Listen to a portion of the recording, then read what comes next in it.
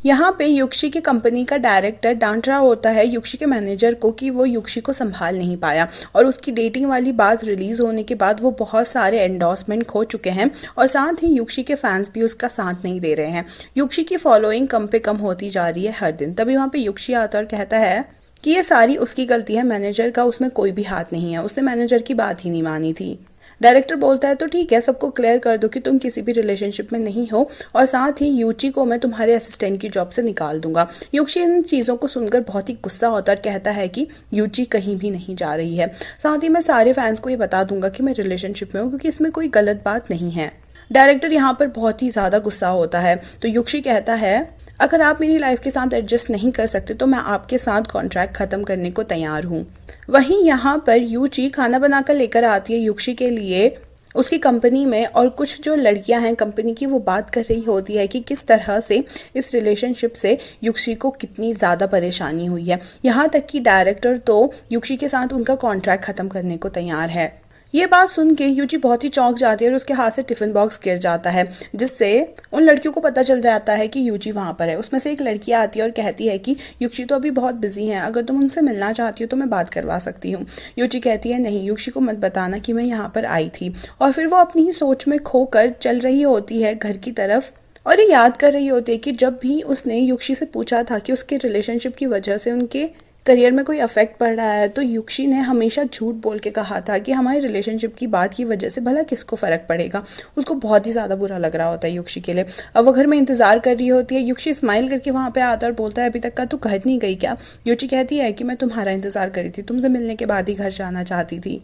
वो उसके कंधे पर सर रख देती है और कहती है कि मुझे ना पुराने रिलेशनशिप कि हमारी बात याद आ रही थी जब हम लोग साथ में हुए थे, कैसे मैं पहली बार तुमसे मिली थी, उसके बाद कैसे फर्स्ट शूट में मैं तुम्हें एक खटारा से स्कूटर पे लेके गई थी, फिर जब मैं भाग गई थी प्रेस कॉन्फ्रेंस से तुमने आकर मेरा साथ दिया था, और ना जाने इतनी कैसी कैसी चीज़ें हैं जिसमें तुमने मेरा साथ दिया है। इसका मतलब ये कि जब से मैं तुम्हारी लाइफ में आई हूँ मैंने हमेशा तुम्हारी लाइफ में प्रॉब्लम क्रिएट की है। युक्षी को लग रहा हो देखिए युची मजाक कर रही है, तो वो हंस के कहता है हाँ हाँ तो प्रॉब्लम तो है ही मेरी ज़िंदगी की, और फिर उसके गोद में सर रख कर सोने लगता है। यहाँ युची की आंखों में आंसू भरा आता है और वो बोलने लगती है कि मेरी वजह से तुम्हारा करियर, तुम्हारा फ्यूचर कितना ज़्यादा बर्बाद हो रहा है। अगर मैं तुम्हारी लाइफ में नहीं होती तो शायद तुम्हारा करियर कहीं और ही लेवल पे होता। पर ये सारी बातें सुनने के लिए युक्षी जगह नहीं होता है, वो ऑलरेडी सो चुका होता है। जब दूसरे दिन उसकी नींद खुलती है तो उसके आसपास युची नहीं होती है, जबकि कॉल आता है उसके मैनेजर का, और मैनेजर उसकी बहुत तारीफ़ कर रहा होता है कि उसने अच्छा किया पूरे ऑडियंस को क्लियर करके कि वो युची के साथ डेट नहीं कर रहा है, और साथ ही युची को नौकरी से निकाल कर भी। युक्षी को समझ नहीं आ रहा होता कि उसका मैनेजर क्या कह रहा है, तो उसका मैनेजर बताता है कि तुमने इंटरनेट में यही तो डाल रखा है कि तुमने युची से नौकरी वापस ले लिया और तुम्हारे और युची के बीच में कुछ भी नहीं था।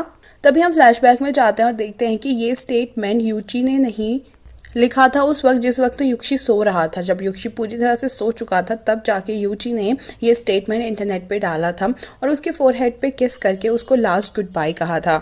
ये सारी चीज़ें समझने के बाद युक्षी को काफ़ी गुस्सा आ रहा होता है। वो जल्द से जल्द युची को कांटेक्ट करना चाहता है पर उसके मैसेजेस सेंड नहीं हो रहे होते हैं, और साथ ही युची का फ़ोन ऑफ आ रहा होता है।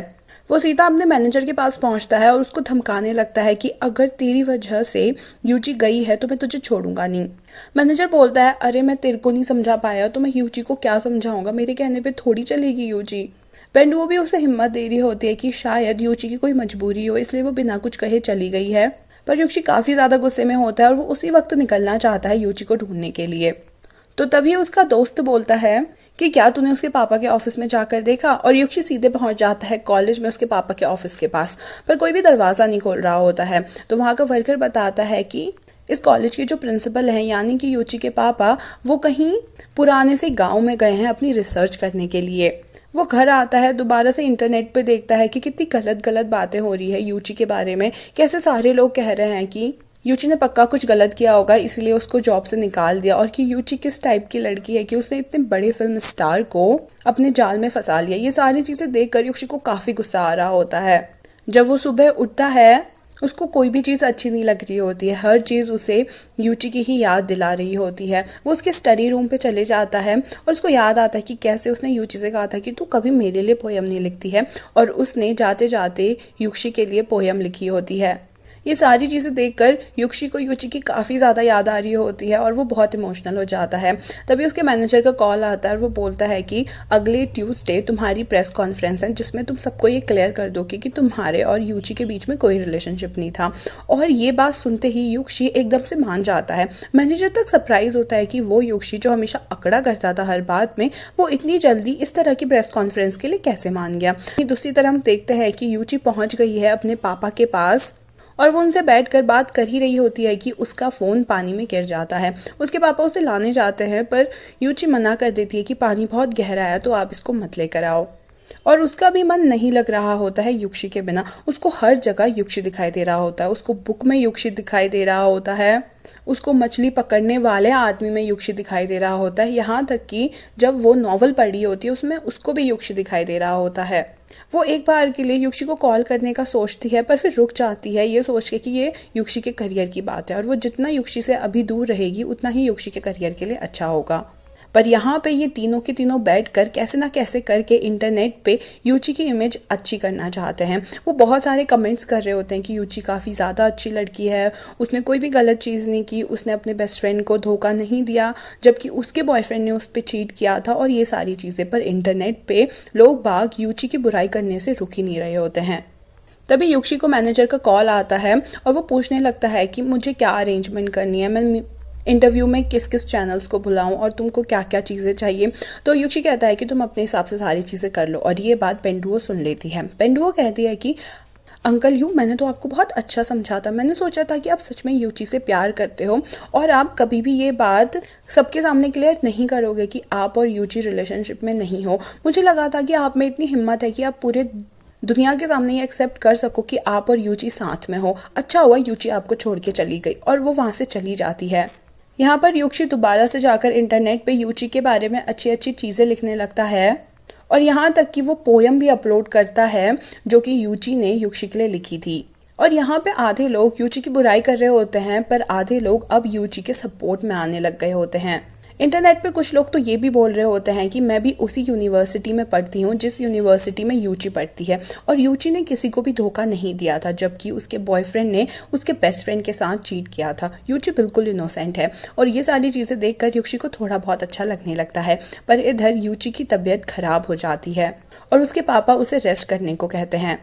रेस्ट करते वक्त भी वो युक्षी के ही ड्रामाज और मूवीज़ को देख रही होती है। उसको बहुत ही ज़्यादा याद कर रही होती है क्योंकि अब तो उसके पास फ़ोन भी नहीं होता। तभी उसके पापा उसके लिए एक नया फ़ोन लेकर आते हैं और फिर वो न्यूज़ में ये भी देखने लगती है कि अब प्रेस कॉन्फ्रेंस आ चुकी है जिसमें युक्षी क्लियर कर देगा कि उसके और यूची के बीच में कुछ भी नहीं था। यहाँ पे कीजी भी प्लानिंग कर रहा होता है कि जैसे ही युक्षी अपने फैंस को ये क्लियर कर देगा कि उसके और यूची के बीच में कुछ भी नहीं था, मैं उसकी और यूची की सारी फ़ोटोज़ लीक कर दूंगा जिससे युक्षी की इमेज और भी गिर जाएगी उसके फैंस के सामने कि उसने अपने फैंस से झूठ बोला है। वहीं इधर युक्षी पहुंच जाता है प्रेस कॉन्फ्रेंस में और एक फ़ोटो दिखाकर कहने लगता है कि ये यूची है जो मेरी असिस्टेंट हुआ करती थी और वो काफ़ी ज़्यादा प्रोफेशनल है। यही फ़ोटोज़ देखकर सब लोग ये सोचने लग गए कि मैं और यूची रिलेशनशिप में हैं। पर ये कोई प्रूफ होता है क्या? और ये देख यूची भी खुश हो रही होती है कि युक्षी सबके सामने इनकार कर रहा है कि उसके और उसके बीच में कुछ भी है। पर अचानक ही एक टर्न आ जाता है और युक्षी अपने और यूची की सारी फ़ोटोज़ रिलीज़ कर देता है पूरे मीडिया के सामने और कहने लगता है कि ये होता है सबूत। हाँ, मैं और यूची एक दूसरे को पसंद करते हैं और हम दोनों रिलेशनशिप में भी थे। कीजी भी ये सारी चीज़ें देख रहा होता है और वो सोचता है कि उसका वार तो उल्टा ही पड़ गया। युक्षी ने खुद ही सबके सामने एक्सेप्ट कर लिया कि वो और यूची रिलेशनशिप में थे। यूची को भी ये देखकर काफ़ी चिंता हो रही होती है कि इससे युक्षी के करियर में बहुत ही बुरा इफेक्ट पड़ जाएगा। और यहीं पे इस पार्ट का एंड हो जाता है। अब इस डेटिंग की न्यूज़ से युक्षी के करियर पे क्या इफेक्ट पड़ेगा और क्या ये सुनने के बाद यूची वापस चली जाएगी युक्षी के पास? अगर आपको ये सारी चीज़ें जाननी है तो आपको कुछ भी नहीं करना, आपको जाना है डिस्क्रिप्शन बॉक्स में और वहाँ पर नेक्स्ट पार्ट का लिंक है। और कमेंट कर ज़रूर बताना कि आपको ये ड्रामा कैसा लग रहा है। Thank you so much for watching. Bye bye.